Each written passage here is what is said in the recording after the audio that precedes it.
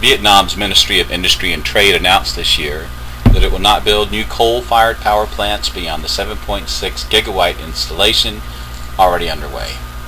They claim they will invest in green energy and import natural gas instead, due to the pending depletion of their own coal reserves. However, their growth rate, their future demand for electricity, and the state of their economy cast doubt on the feasibility of this announcement.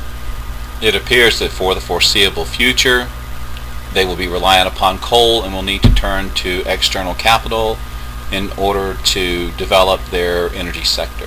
To show this, we must examine where the energy sector has been, where it is, the state of the Vietnamese economy, and where the energy sector might be going.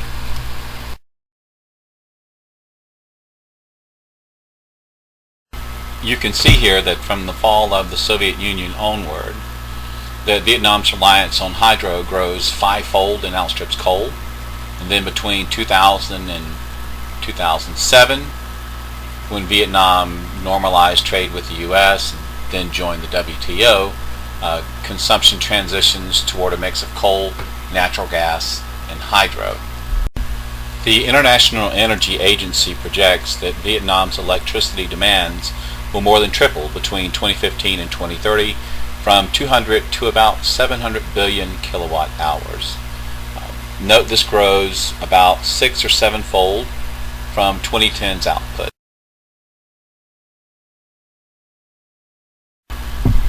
As you can see from this first graph, Vietnam had a problem with hyperinflation in 2011 and then high inflation up until about mid-2013. And then from this next graph, you can see that they had a trade imbalance in 2011 and that they have a pretty high debt load. But on the whole, these economic indicators support the possibility that Vietnam could, with some outside investment or financing, afford to build new coal and natural gas plants. There are some internal problems with their economy, and as we will see, some hangovers from the command and control economy that they're trying to transition away from, that interfere with them using their own capital to develop and grow the energy sector.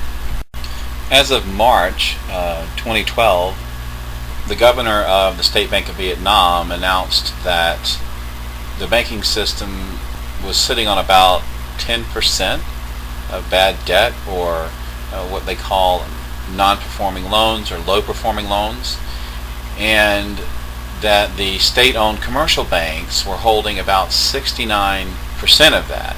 And you'll note from this graph that the state-owned commercial banks and the joint stock commercial banks, which are partnerships between the state and private commercial banks, are holding roughly about 85% of the debt, and that the total credit as a percentage of GDP is up above 110%. This is putting a squeeze on the availability of capital for the development and growth of the energy sector. Another crippling factor in this is that a large portion of this bad debt comes from the state-owned banks propping up state-owned industries. These state-owned enterprises are performing poorly. They're very inefficient, and in 2014 the Vietnamese government tried to sell off about 400 of these state-owned enterprises, but they failed. Foreign investors just did not find them attractive because of their inefficiencies, their debt load, government corruption, high interest rates, and high inflation.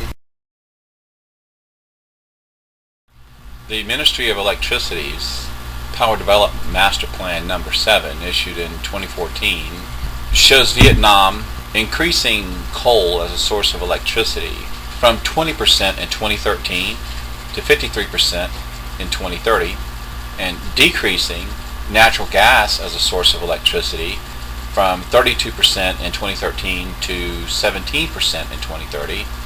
And they had planned to boost renewables as a source of electricity from 4% in 2013 to about 11% in 2030, but that deal fell through. They had planned on a cooperative development project with Japan and Russia that has since been canceled. And as you will note from this next graph, between 2011 and 2030, Vietnam's construction investment into coal-fired thermal power goes from 37% up to 50%, and their investment in gas-fired thermal power drops from 11% to less than 1%. And serious nuclear power investment does not take place until 2020, if those deals even go through at all. And the nuclear power will provide just about half of the forecasted renewable energy. So it doesn't really contribute much to the overall electrical generation for the entire sector. Furthermore, Electricity Vietnam, the largest stakeholder in Vietnam's electricity industry, claims that it lacks funding to complete all of its planned energy generation projects. They want to build 11 new plants, but these require huge initial investments since the Vietnamese government is fixing electricity prices, keeping them artificially low, and the cost of construction and development continues to rise. This creates a disincentive for foreign direct investment to contribute capital toward energy sector growth. Finally, the Ministry of Industry and Trade, in its decree on gas business, requires that foreign investors develop ports, storage facilities, bottling facilities, and pipelines or other distribution networks.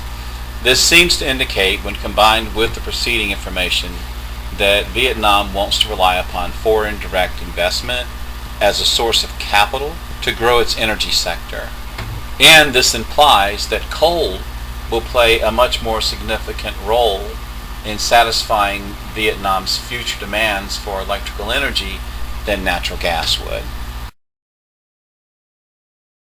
It would seem that for the foreseeable future, Vietnam will have to rely on coal and electricity imports to satisfy future demand and growth, or they're going to have to accelerate privatization in order to generate internal capital for development of the energy sector, or they're going to have to seek that capital from international or friendly nation sources, such as the World Bank or IMF, or direct investment or the selling of bonds to countries whom Vietnam feels that it can trust.